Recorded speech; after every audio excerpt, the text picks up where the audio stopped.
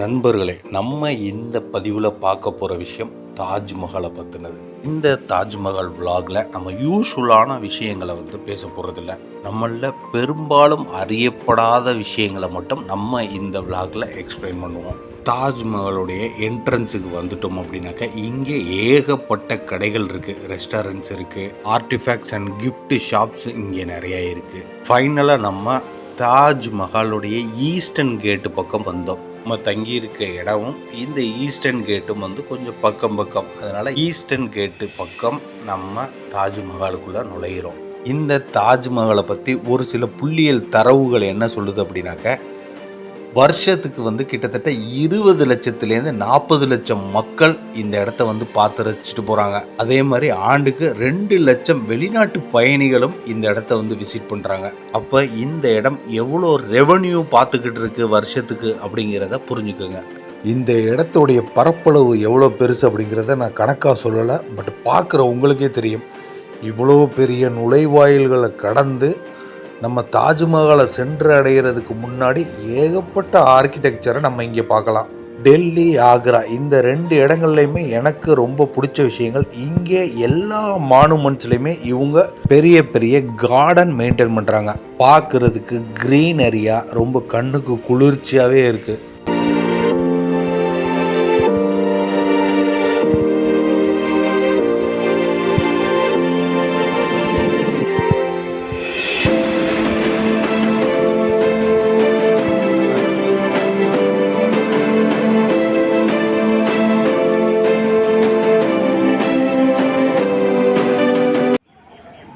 தாஜ்மஹாலுடைய entry கேட்டில் நிற்கிறோம் நம்ம.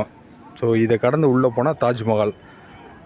இந்த அவுட்ரு ஃபோர்ட்டை பார்த்தோம்னா அப்படியே ரெட் ஃபோர்ட்டை பார்க்குற மாதிரியே இருக்குது. ரெட் ஃபோர்ட்டு, ஹுமாயூன் டாம்பு எல்லாமே கிட்டத்தட்ட இதே வடிவத்தில் தான் வச்சுருக்காங்க என்ட்ரன்ஸு. பார்க்குறதுக்கு வேறு மாதிரி இருக்காங்க. இவங்க எந்த நாட்டுடைய ப்ரீடுன்னு தெரியலை. இங்கே பொதுவாகவே டூரிஸ்ட் ட்ரைபோர்டு கொண்டு போக அனுமதி இல்லை அப்படின்னாங்க. பட் இவங்க 2 பேரும் கையில் வச்சுருக்காங்க. இந்த ஹோல் விலாகையுமே மொபைலை வச்சு தான் எடுத்தோம். தாஜ்மஹாலை பற்றின வரலாறு, ஷாஜகான் மும்தாஸுக்காக கட்டினது, இந்த மாதிரியான யூஸ்வலான விஷயங்கள்லாம் உங்களுக்கு எல்லாம் தெரியும். பட் இந்த ஷாஜகான் மும்தாஸுடைய லவ் ஸ்டோரி எங்கே தொடங்குச்சு அப்படின்னாக்கா, ஷாஜகானுக்கு அப்போ 14 வயசு. மீனா பஜார் அப்படின்னு சொல்லி அவங்களுடைய காலத்தில் எஸ்டாப்ளிஷ் பண்ணப்பட்ட மார்க்கெட்டு. இந்த மார்க்கெட்டை சுற்றி பார்த்துக்கிட்டு இருந்திருக்கார் ஷாஜகான். இந்த நேரத்தில் தான் பட்டு துணிகள் விற்றுக்கிட்டு இருக்க ஒரு பெண்ணை பார்க்குறாரு. அந்த பெண்ணுடைய அழகுல மயங்குறாரு. இந்த பெண்ணுக்கு வயது 15, இவருக்கு வயது 14. இந்த அழகான பெண்மணியுடைய பேர் அர்ஜுமன் பானு பேகம். இவங்களுடைய பேரை தான் லேட்டர் மும்தாஸ் அப்படிங்கிற மாதிரி மாற்றிருக்காங்க. இந்த ஆளுக்கு 14 வயசுலேயே லவ் ஆகி போச்சு. இதை போய் அவருடைய அப்பா ஜஹாங்கீர்கிட்ட சொல்கிறாரு. பையனுக்கு 14 வயசுலேயே காஜ் எடுத்து போய் திரிகிறதுனால அவங்க அப்பாவும் இந்த கல்யாணத்துக்கு ஒத்துக்கிட்டாரு. இந்த தாஜ்மஹாலை சிம்பாலிக் ரெப்ரசன்டேஷன் ஆஃப் லவ் அப்படிங்கிறாங்க. ஏன்னா ஷாஜகான் அவருடைய ஒன்லி ஒய்ஃபை இவ்வளோ லவ் பண்ணார் அப்படிங்கிறதுக்காக சொல்கிறாங்க அப்படின்னு நான் நினச்சேன். இல்லை, ஷாஜகானுக்கு மொத்தம் 7 மனைவிகள். அதில் மும்தாஸ் ரொம்ப ஃபேவரட் போல் இருக்கு. இவ்வளோ லவ் பண்ண மனைவிக்கு கொஞ்சம் ஒர்க் பேர்டனை குறைச்சிருக்கலாம் ஷாஜகான். ஆனால் அவருடைய இடைவிடாத பணி, மும்தாஸுடைய 14வது பிரசவத்தில் அவங்களுடைய உடல்நல குறைவால் மும்தாஸ் உயிரிழக்கிறாங்க. சரி விடுங்க, இப்போ தாஜ்மஹால் பக்கம் வருவோம். பார்க்குறதுக்கு எவ்வளோ அற்புதமாக இருக்குது பாருங்கள். அப்படியே நம்ம கண்களெல்லாம் மிரளுது. இந்த தாஜ்மஹாலை கட்டுறதுக்கு கட்டுமான பணிகளுக்கு தேவையான பொருட்களான இந்த மார்பிள், ஜெம்ஸ்டோனு இந்த மாதிரியான விஷயங்களை கிட்டத்தட்ட 1000 யானைகளில் வச்சு கொண்டு வந்திருக்காங்க. இந்த தாஜ்மஹாலை அழகுபடுத்துறதுக்காக நிறைய ப்ரீசியஸ் ஸ்டோன்ஸ் பல நாடுகள்லேருந்து பர்ச்சேஸ் பண்ணியிருக்காங்க. For example Sri Lanka, China, Tibet, Thailand இந்த மாதிரியான ஏகப்பட்ட நாடுகள்லேருந்து வரவழைக்கப்பட்ட அரிய பொருட்களை வச்சு இந்த விஷயங்கள்லாம் கட்டி முடிக்கப்பட்டிருக்கு. இந்த தாஜ்மஹாலுடைய இன்னொரு அற்புதமான விஷயம் என்ன அப்படின்னாக்கா, நேச்சுரல் லைட்டிங்ஸ்னால அதனுடைய கலர் அப்பப்போ வேரி ஆகும். ஆனால் இது பியூர் ஒயிட் மார்பிள்ஸ்லேயே கட்டப்பட்டதுனால காலை நேரத்தில் அந்த நேச்சுரல் லைட்டிங்ஸுக்கு ஏற்ற மாதிரி இது பார்க்குறதுக்கு பிங்க் கலரில் தெரியும். ஈவினிங் நேரத்தில் பார்த்தா அப்படியே மில்கி ஒயிட் மாதிரி இருக்கும். இதே அந்த மூன் லைட்டில் இரவு நேரத்தில் பார்க்கும்போது அப்படியே கோல்டன் கலரில் பார்க்குறதுக்கு சும்மா தக தக தகன்னு இருக்கும் அப்படிங்கிறாங்க. இந்த தாஜ்மஹாலை பற்றி இன்னும் சில தெரியாத விஷயங்களை சொன்னாங்க. என்ன அப்படின்னாக்கா, வேர்ல்டு வார் டைமிங்கில் இந்த தாஜ்மஹாலை பாதுகாக்கிறதுக்காக இந்த தாஜ்மஹால் உயரத்துக்கு மூங்கில்கள் ஆன கூடாரங்கள் அமைக்கப்பட்டிருக்கு. ஏன்னா இதை பாதுகாக்கிறது அவ்வளோ முக்கியமான விஷயமா இருந்திருக்கு. வேர்ல்டு வாரில் மட்டும் இது பாதுகாக்கப்பட்டதுங்க. ஈவன் நம்ம இந்தியா பாகிஸ்தான் வார் நடந்துக்கிட்டு இருக்கும்போது கூட கேமோஃப்ளாக் அப்படிங்கிற பச்சை துணிகள் மூலயமா இந்த தாஜ்மஹால் வந்து மறைக்கப்பட்டிருக்கு. என்னதான் ஷாஜகான் இந்த தாஜ்மஹாலை கட்டுறதுக்கு இவ்வளோ பொருட்செலவுகளை செலவு செஞ்சாலும் இதை அவர் நினச்ச மாதிரி கட்டி முடித்த அந்த ஆர்கிடெக்ட் யாருன்னா உஸ்தாத் அகமது லாகூரி.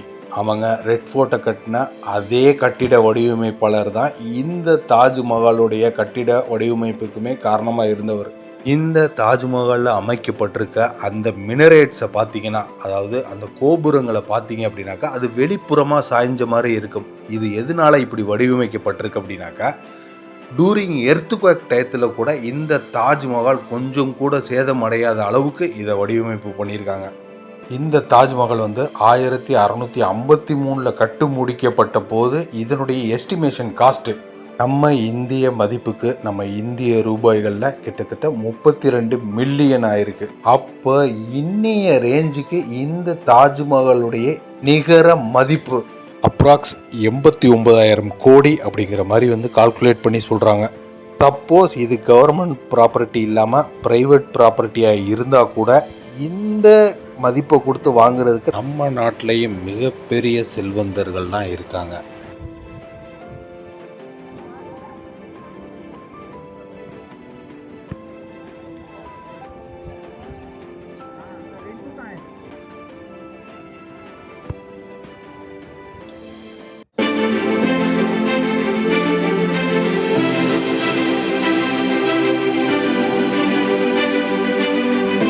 இப்போ நீங்கள் பார்த்துக்கிட்டு இருக்க இந்த இடம் வந்து வசூ டேங்க், அதாவது பக்கத்துலேயே ஒரு மஸ்ஜித் இருக்குது. ஸோ அந்த மஸ்ஜிதில் தொழுகையில் ஈடுபடுறவங்களுக்காக இந்த வசூ டேங்க் அமைக்கப்பட்டிருக்கு. தொழுகைக்கு முன்னாடி கைகால் மூஞ்சியை கழுவுறதுக்காக அமைக்கப்பட்ட இடம். மறுபடியும் இங்கே வானிலையில் கொஞ்சம் மாற்றம். மறுபடியும் கொஞ்ச நேரம் வந்து இங்கே மழை பெஞ்சிச்சு.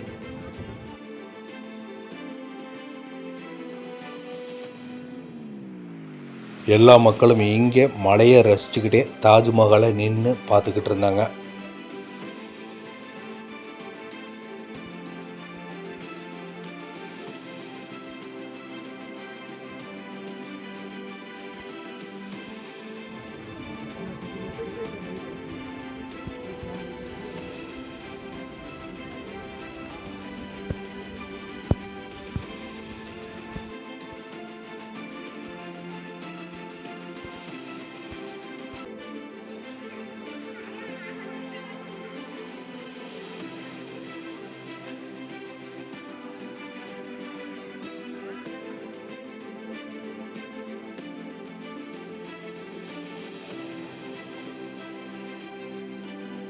இந்த தாஜ்மஹாலுடைய ஸ்ட்ராங் ஃபவுண்டேஷனுக்கு முக்கிய காரணம் இந்த யமுனை ஆறும். இந்த தாஜ்மஹாலுடைய அந்த ஸ்ட்ராங் ஃபவுண்டேஷன் அமைக்கப்பட்ட விதம் வந்து மரங்களை வச்சு இதனுடைய ஃபவுண்டேஷன் அமைச்சிருக்காங்க. ஸோ இந்த மரங்கள் நார்மலான இடத்துல ரொம்ப வருஷங்கள், அதாவது இத்தனை வருடங்கள் கடந்து நிற்கிறது ரொம்ப கடினம்.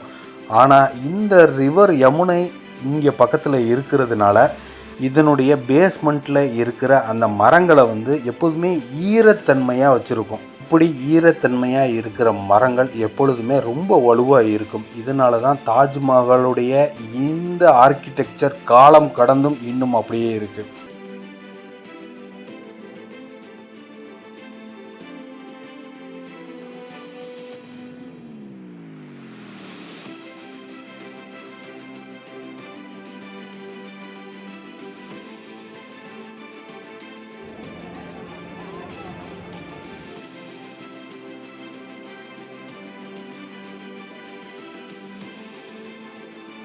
மார்பிள்லே கட்டப்பட்ட இந்த தாஜ்மஹாலுடைய அந்த மார்பிள்களை தொட்டு எக்ஸ்பீரியன்ஸ் பண்ணும்போது அதோடைய ஃபீலே வேறு மாதிரி இருந்துச்சு.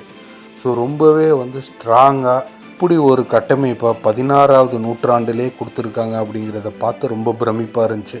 இப்போ நீங்கள் பார்த்துக்கிட்டு இருக்கிறது தாஜ்மஹாலுக்குள்ளே உள்ள அந்த ரகசிய அறை அப்படிங்கிற விஷயங்களை. இந்த தாஜ்மஹாலில் உள்ள இந்த ரகசிய அறைகளை பற்றியுமே நிறையா மிஸ்ட்ரிஸ் இருக்குது. லாஸ்ட் டைம் நான் வந்திருந்தப்போ கூட ஒரு கைடு சொன்னார், இதில் ஏகப்பட்ட செல்வங்கள் இருந்ததாகவும் இப்போ என்ன இதில் இருக்குன்னு தெரியல அப்படிங்கிற மாதிரியும் சொல்லியிருந்தார்.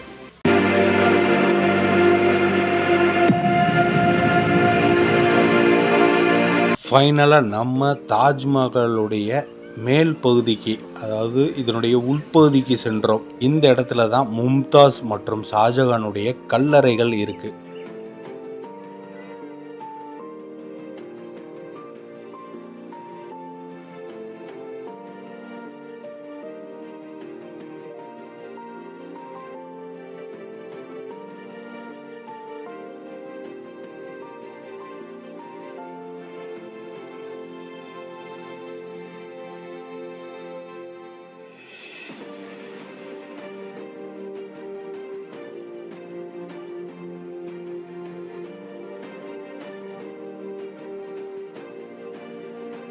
இந்த விஷயங்களை இன்னும் பக்கத்தில் பார்க்குறப்ப இன்னும் பிரம்மாண்டமாக இருந்துச்சு. இந்த தாஜ்மஹால் உலக அதிசயங்களில் இடம்பெற்றதில் தவறே இல்லை. ஸோ நான் என்னுடைய லைஃப்பில் 7 ஒண்டர்ஸில் ஒரு ஒண்டரை பார்த்துட்டேன். இன்னும் பேலன்ஸ் 6 ஒண்டர்ஸ் இருக்குது.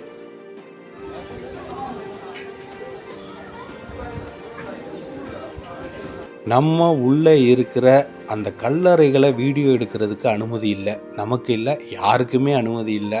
ஆனால் அந்த கல்லறைகளுடைய புகைப்படம் நிறைய இணையத்தில் இருந்தது. அந்த விஷயங்களையுமே நான் இதில் அட்டாச் பண்ணுறேன். இந்த தாஜ்மஹாலை அலங்கரிக்கிறதுக்காக இன்னும் ஒரு சில வேலைப்பாடுகள் பண்ணியிருக்காங்க. அதாவது கேலியோகிராஃபிக் அப்படிங்கிற மாதிரியான திருக்குரானில் இடம்பெற்ற அந்த அரபிக் வசனங்களை அப்படியே கல்வெட்டாக பொறிச்சிருக்காங்க. பட் அந்த இஸ்லாமிக் பிரின்சிபல்ஸ் படி இந்த மாதிரியான கல்லறைகள் ப்ராபிட்டடு. அந்த இஸ்லாமிக் பிரின்சிபல்ஸ் என்ன சொல்லியிருக்கு அப்படின்னாக்கா, மனிதர்களுடைய கல்லறைகள் பூமியை விட்டு உயர்த்தப்படக்கூடாது அப்படிங்கிற மாதிரி சொல்லியிருக்காங்க. மக்களே, நீங்கள் பார்த்துக்கிட்டு இருக்கதான் ஷாஜகான் மும்தாஸுடைய கல்லறைகள். மும்தாஸுக்காக இந்த தாஜ்மஹாலை கட்டின மாதிரி ஷாஜகான் அவருக்காக ஒரு கல்லறையை கட்ட திட்டமிட்டார். அதுதான் பிளாக் தாஜ்மஹால் அப்படிங்கிற மாதிரியான விஷயம். ஸோ இதை அவருடைய பையன் அவுரங்கசீப் என்ன பண்ணுறாரு, இந்த விஷயங்களை தீவிரமாக எதிர்க்கிறாரு. அவருக்கு இந்த விஷயங்களில் மாற்று கருத்து இருக்குது.